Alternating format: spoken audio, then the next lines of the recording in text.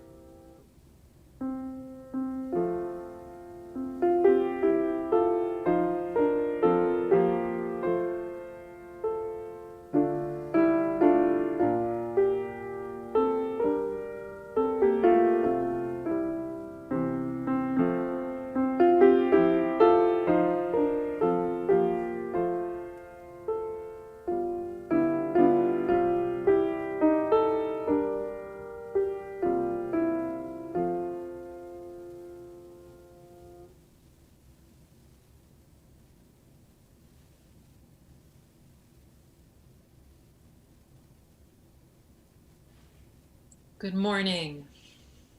My name is Kat Gelder, and I am one of the worship associates here at DuPage Unitarian Universalist Church. Today, we will consider how we can heal our community by moving beyond categorical thinking in our church, in our family life, and in the world at large. This service is paired with a workshop that took place yesterday, also titled Beyond Categorical Thinking. The workshop helped our ministerial search committee, our board of trustees, and several members of our church to examine the biases that we have as individuals and as a church community. As we search for our congregation's next minister, we recognize that being aware of our biases makes it harder for them to hold us back. Makes it harder for them to hold us back from picking a minister who is the best fit for our congregation, and also from being welcoming to a new member of our church, to a new student at our school, to a new friend at our table. Before we begin, I'd like to introduce our service leader today, Amanda Schuber. Amanda is in her third year of study for a Master's of Divinity at Starr King's School for Ministry. She focused on oppression studies while studying at the University of Alabama and is an advocate for gay, lesbian, bisexual, and transgender rights, along with spending many years leading workshops on accessibility and diversity.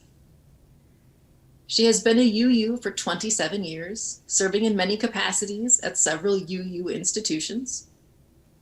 Currently, she serves as the full-time intern minister of Lifespan Faith Development for the UU Church of Chattanooga, Tennessee. In her spare time, she travels the country working with UU congregations as a beyond categorical thinking facilitator, assisting congregations in examining biases in the ministerial search process. Thank you for being with us this weekend, Amanda. And now let us begin our service with this reading by Reverend Andre Moll.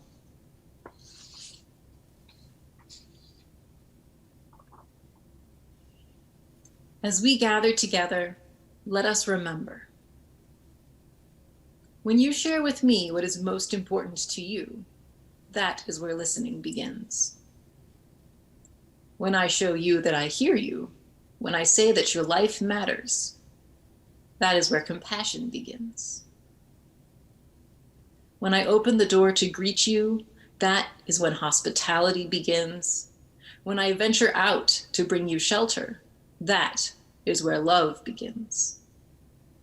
When I risk my comfort to ease your suffering, when I act against hatred, violence, and injustice, that is where courage begins. When we experience the full presence of each other because of our shared humanity, because of our differences, that is where holy gratitude begins. May this space be a table that is not complete until all are welcome.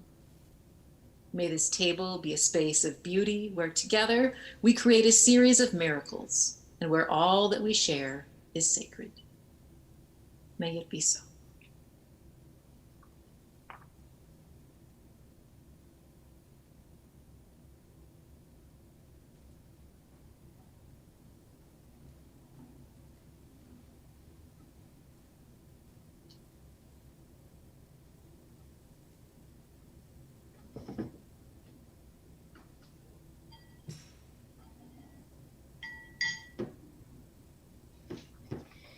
We light this chalice for justice, equity, and compassion in human relations.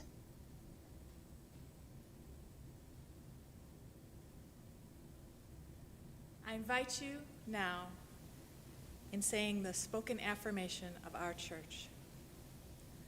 Love is the spirit of this church, and service its law. This is our great covenant, to dwell together in peace, to seek the truth in love, and to help one another.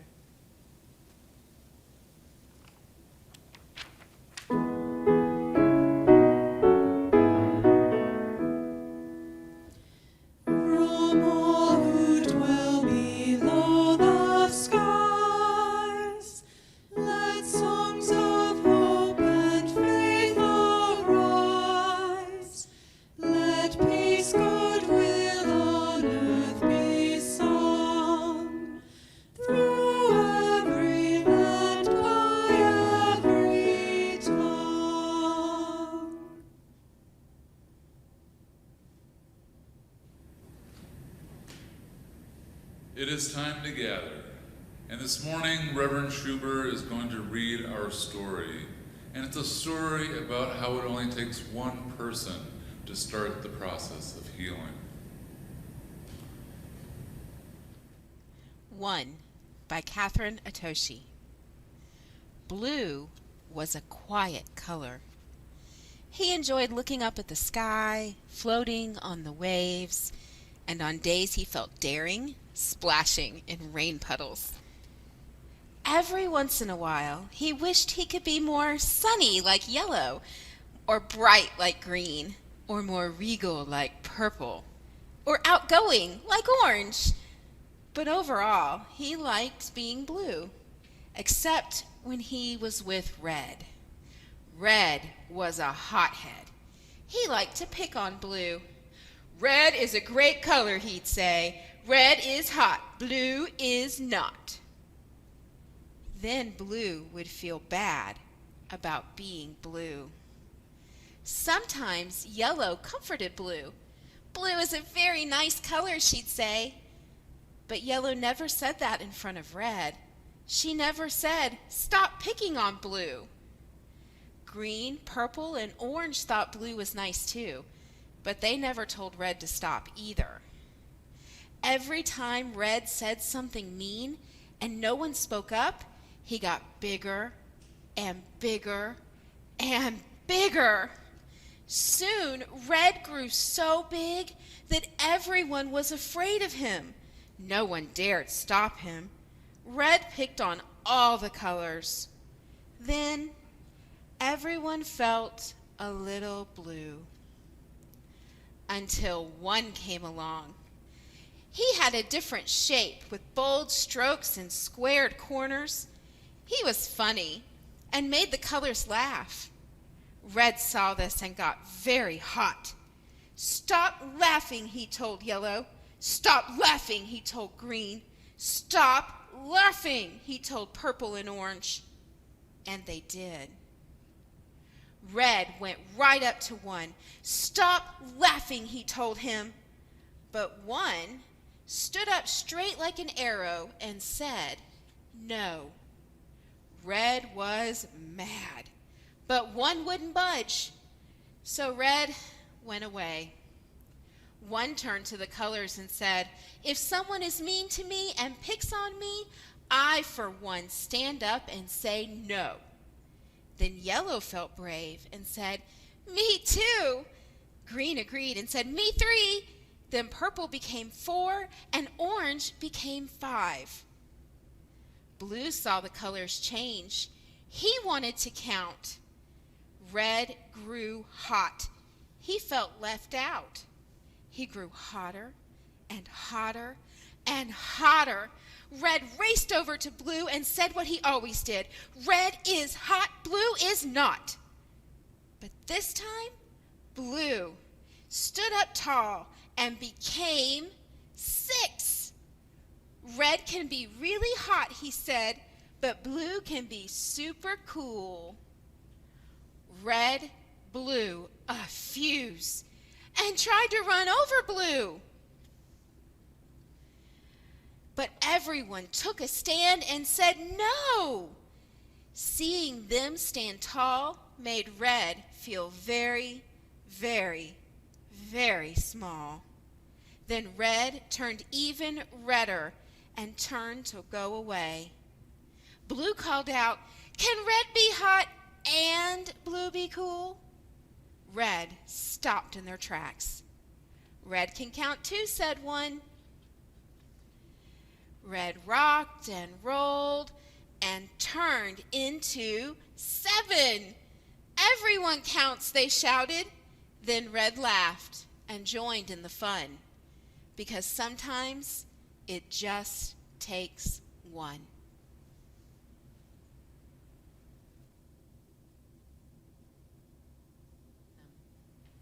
The other day I was driving on an expressway. These days, expressway driving seems a frantic enterprise. Near one of the exit ramps, one of the highway denizens, a behemoth semi, had pulled over onto the berm. The driver had emerged and was gathering some wild plants along the side of a road. In that moment, another stereotype bit the dust. I know what truck drivers are like. They are strong, burly masters of profanity, rootless gypsies who have neither homes nor families. They care not a whit for sunsets, mountain peaks, seashores, or wildflowers. But now I have seen one take the time to stop and look carefully at the splendor by the roadside. I've been by that very spot numerous times. Not once did I take the time or trouble to stop and look at the miracle of leaf and flower. Goodbye, shattered image. I think I shall not miss you at all. You were, it should be said, quite convenient. You allowed me the luxury of not having to think of truck drivers as real people, as varied as the vast diversity of wildflowers. Stereotypic thinking does not impart solidarity or dimensionality to an object. Quite the opposite. It dispenses with the details of individuals by making them members of a class of things, all of which have identical characteristics. Well, all truck drivers do have a common characteristic. They do drive trucks, but that may exhaust the list of the characteristics that they share. There's one of them, at least, who notices what is growing beside the road. Quite a feat, actually, at 70 miles an hour.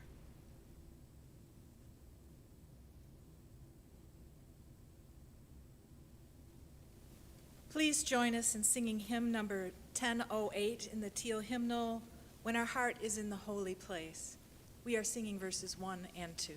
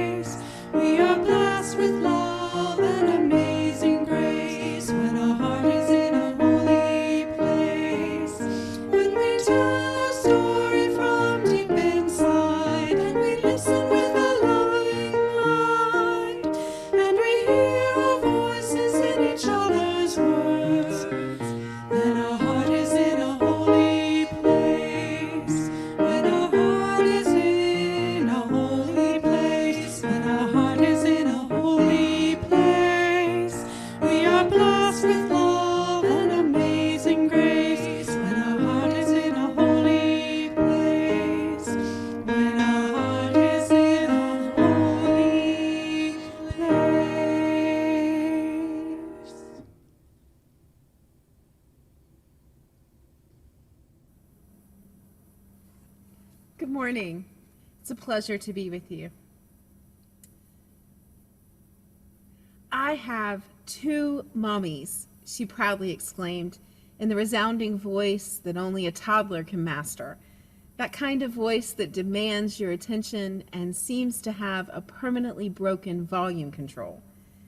There, standing in the grocery checkout line early on a Saturday morning, my then 2-year-old daughter, Nora, had once again decided that the friendly cashier, who had simply asked how old she was, really wanted to know if she had a mommy and a daddy. This scene had played out numerous times over the preceding weeks, in the shoe store, the doctor's office, everywhere we went. Nora seemed to be wholly possessed by this particular fact of her life, and felt inclined to share the news with anyone and everyone who dared venture within 30 feet of her. As every time before, this scene proceeded much like a scripted play. The cashier's smile skewed a bit. She had a searching look all over her face, and she said, "What did you say, honey?" And like every time before, I jumped in quickly. "Oh, you know, toddlers, who knows what she says? I swear I can barely understand her myself most of the time. My, what a beautiful ring you have on." Only this time was different. This time, my precious daughter sat in the cart in front of me at eye level.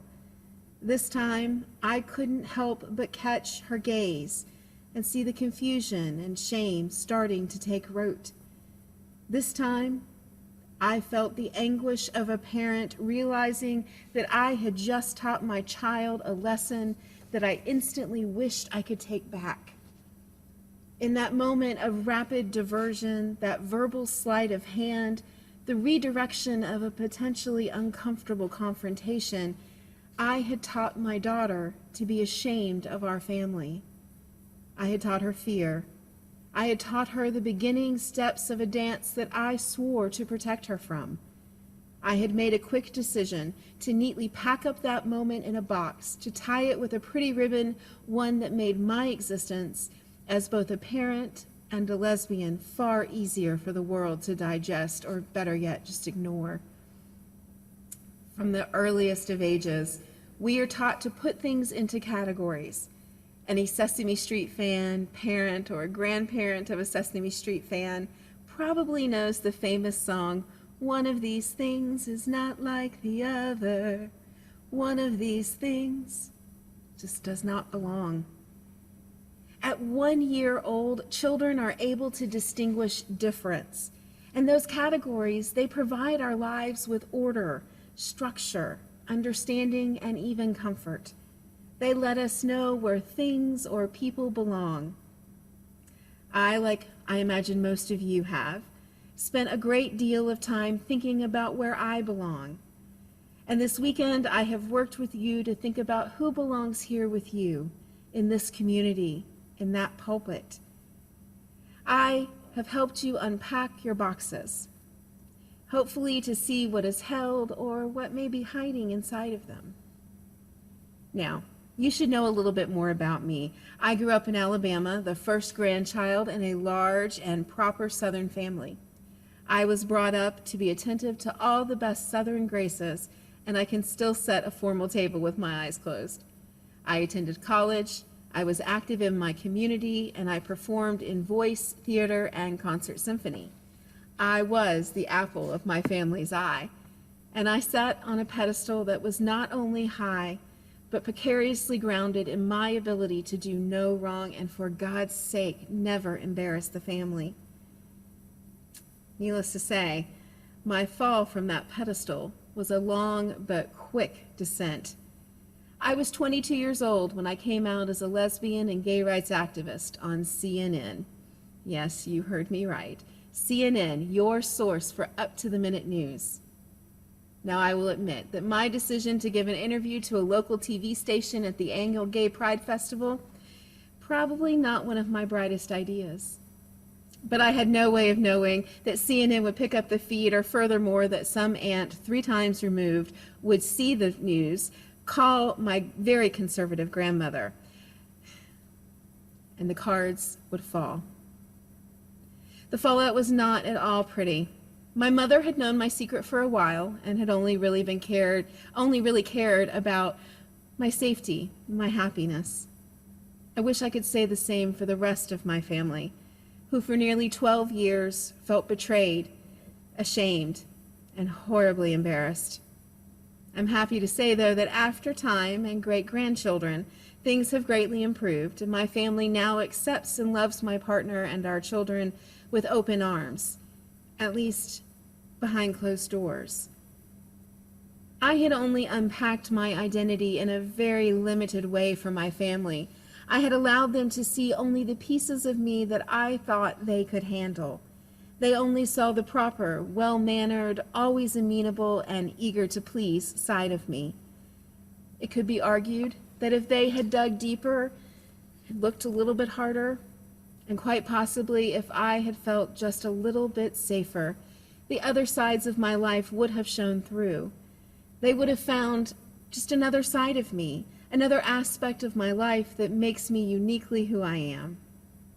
Unfortunately, though, once they were allowed to see the parts of my life that identify me as a lesbian, all other accomplishments and identities were lost to the glaring background of what they saw as my difference from them. Gone were all the accomplishments in theater. Gone were the hundreds of volunteer hours that earned me scholarship to college. Gone was my identity as the beloved grandchild. All were replaced with an otherness and an inability to see me as a whole person. Emerson wrote, "People only see what they are prepared to see." And I can tell you now that it is a sad reality that seldom are we prepared to challenge what we think we know. On New Year's Eve 2000, I came out to my best friend from high school. And for the next year, she would introduce me as, "This is my lesbian friend, Amanda." And I could never decide if this pronouncement was a badge of honor or a tidy warning label. But I believe that fair is fair. So I ventured to start introducing her by saying, "This is my Christian friend, Gase." She was clearly confused, and after a few minutes, she started to understand the problem. So I'm sure you see the point here. Even though she had known me for years prior to my coming out, by labeling me, she had created a social shorthand, boxing me up neatly to give social cues to the rest of the world. She had also unintentionally stripped me of all other identities. Now I'm confident there's not one person sitting here today that is one-dimensional. We have all spent our lives trying on new identities, casting off those which we have outgrown, and evolving into who we are today, in this moment, in this space. We have learned how to package up our identities, and when it is necessary, and far too often only when it is safe, to unpack those identities for the rest of the world. Now, what I have shared with you this morning are just mere fragments of my story, small snapshots of a lifetime. My identity has shaped me, has hindered me, and has compelled me to become a beyond categorical thinking facilitator. My experiences with identity consistently reaffirm my belief that it is essential to hear each other's stories and to understand each other's truth, to meet people where they are, lest we fall into the trap of boxing people up for our own comfort. That Saturday morning, as I buckled her into her car seat, Nora spoke for the first time since I had hurriedly redirected the cashier's attention. "I have 2 mommies." She said it in a near whisper. And as I looked at those sapphire blue eyes, I couldn't help but feel the tears well up in my own. I shook my head in affirmation, afraid my voice would betray me, and I laid my forehead to hers, our shared gesture of affection since her birth. "My mommies love me very much." She said it with the assured confidence of one who could not be swayed. "Yes," I said, "very much." From the heart of a child, demanding to be acknowledged for her story, for her identity separate from my own, I was reminded again that this work never ends. The boxes we pull behind us, the boxes we struggle to break out of, the boxes where we seek refuge must never ever be allowed to be the sole measure of our identity. There is not a box big enough to contain our messy lives or our ever-changing selves. I have asked you to look inside your boxes, to dig deep into the dark and scary places, to stretch, possibly bust a few seams here and there.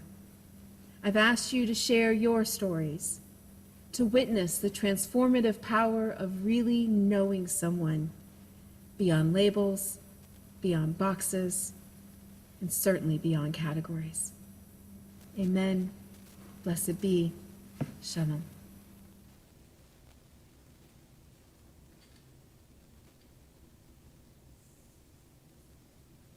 The Reverend Erica Hewitt shares these words with us.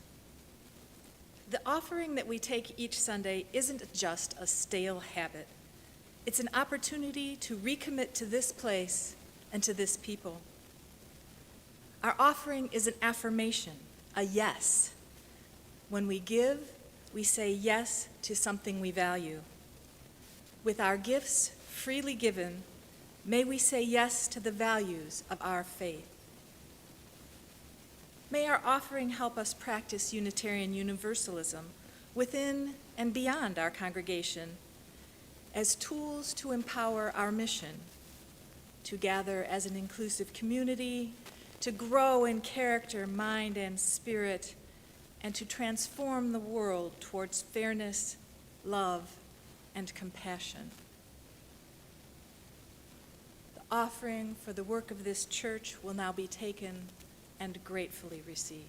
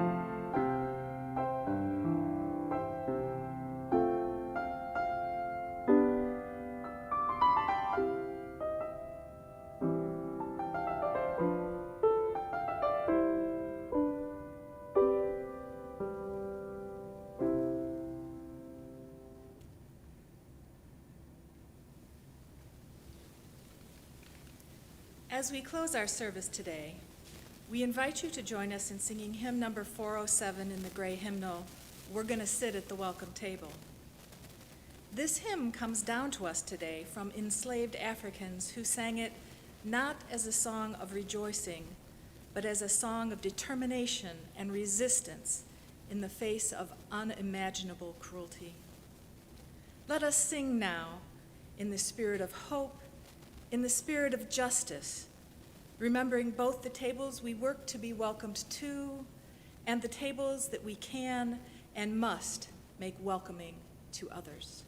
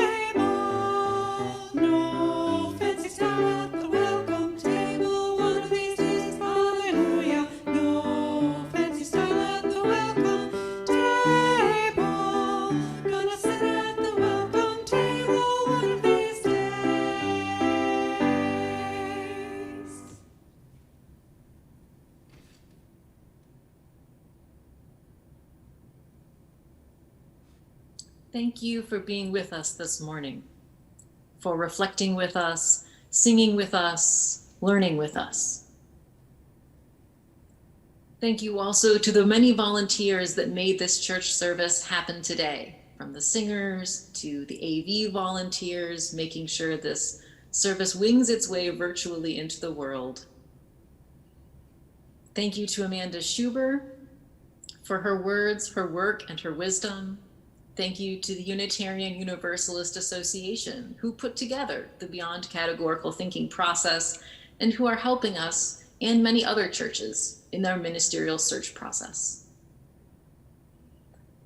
And thank you to all of the people today and throughout history who stand up against oppression in all of its forms in order to create a better world today and tomorrow.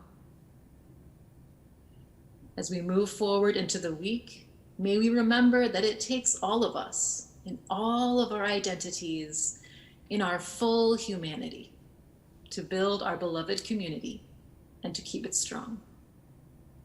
Thank you, blessed be, and have a peaceful week.